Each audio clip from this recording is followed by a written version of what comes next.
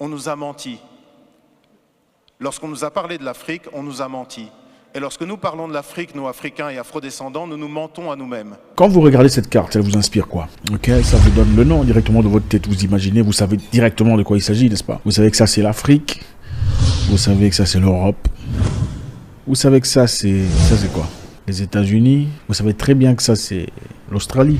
D'accord, génial, on le sait tous. Au moins, presque tout le monde. Mais comment on le sait? Quand vous regardez cette carte, vous savez que ça, c'est votre pays. Ça, c'est le Cameroun, ça, c'est le Congo, ça, c'est Côte d'Ivoire, la Guinée et tout le reste. On le sait à travers quelque chose. Nous sommes tous ou presque tous allés à l'école. Et à partir de là, on a appris que cette carte était tel ou tel endroit, n'est-ce pas? D'accord, mais comment ça a commencé? Comment on sait ces histoires? On le sait parce que quelqu'un l'a bien établi, quelqu'un l'a bien suggéré à tout le monde. Mais une chose très intéressante, je voudrais qu'on développe. Et si je vous disais que cette carte était complètement fausse, qu'est-ce que vous diriez? Que cette carte qu'on nous montre depuis des années, depuis l'école maternelle, est complètement fausse. D'accord, regardez-moi ça. On reconnaît tous les États-Unis, on reconnaît tous l'Afrique, la RDC, le Gabon, le Nigeria et le reste. L'Europe, l'Allemagne, la Pologne en français, la France et tout le reste. Maintenant, regardez-moi ça. Regardez la taille. Ça, c'est Greenland. Regardez la taille de Greenland comparée à l'Afrique. C'est presque la même taille, n'est-ce pas? C'est grand. Mais regardez cette réalité. Je vous encourage d'aller sur ce site qu'on appelle truesize.com. Greenland. On va cliquer sur Greenland. Voilà Greenland, n'est-ce pas? Regardez la taille de Greenland. 2 800 000, enfin peu importe, 2 millions mètres carrés à peu près. On descend vers l'Afrique pour voir, pour comparer la taille. C'est Greenland, les amis. Regardez la taille de Greenland comparée à l'Afrique. Oh, intéressant. C'est ça la vraie taille de Greenland. Donc de là à ça. Incroyable. Greenland, c'est presque comme la République démocratique du Congo. Mais regardez l'image qu'on nous donne depuis tout ce temps. Prenons autre chose. Ok, essayons autre chose. D'accord, essayons par exemple la RDC. République démocratique du Congo. RDC. Voilà la RDC. Regardez la taille de la RDC. On y va. Comparé aux États-Unis. Waouh. Comparé à l'Europe. Oh, waouh. Je ne savais pas que c'était aussi grand que ça. Regardez-moi ça. De ça, tout petit dans un coin, à ça, ça couvre presque l'entièreté de l'Europe. Maintenant, prenons les États-Unis. Prenons les États-Unis d'Amérique comparés à l'Afrique. Regardez-moi ça. Oh là là. N'est-ce pas choquant et bouleversant comparé à ce qu'on connaît? Prenons la Chine comparée à l'Afrique. Tellement grand ici, n'est-ce pas? Regardez la taille de la Chine. Mais regardez en réalité, face à l'Afrique. C'est petit. Voilà ce qu'on nous vend, les amis.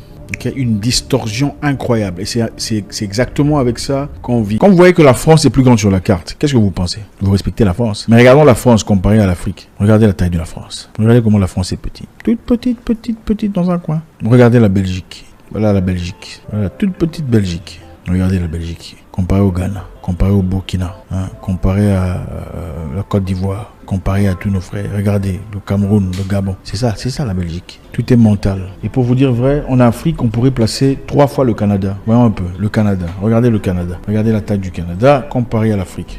Voilà le Canada dans toute sa splendeur. On emmène le Canada en Afrique. Regardez-moi ça. De ça à ça.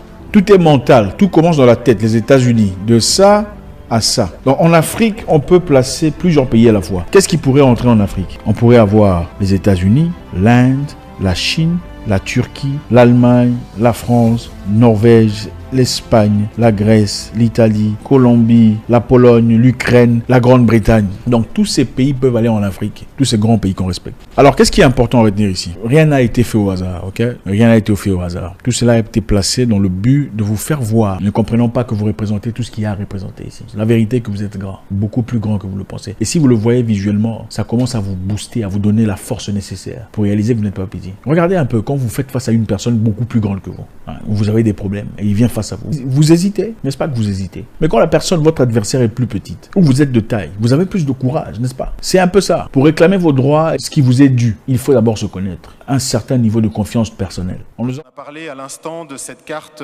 renversée. En fait, les cartes pré-Mercator, beaucoup de cartes représentent l'Afrique avec le nord en bas et le sud en haut. C'est ce qu'on appelle un point de vue afrocentrique. Et effectivement, la Terre, c'est une sphère qui flotte dans l'univers Et dans l'univers, il n'y a pas de haut et il n'y a pas de bas.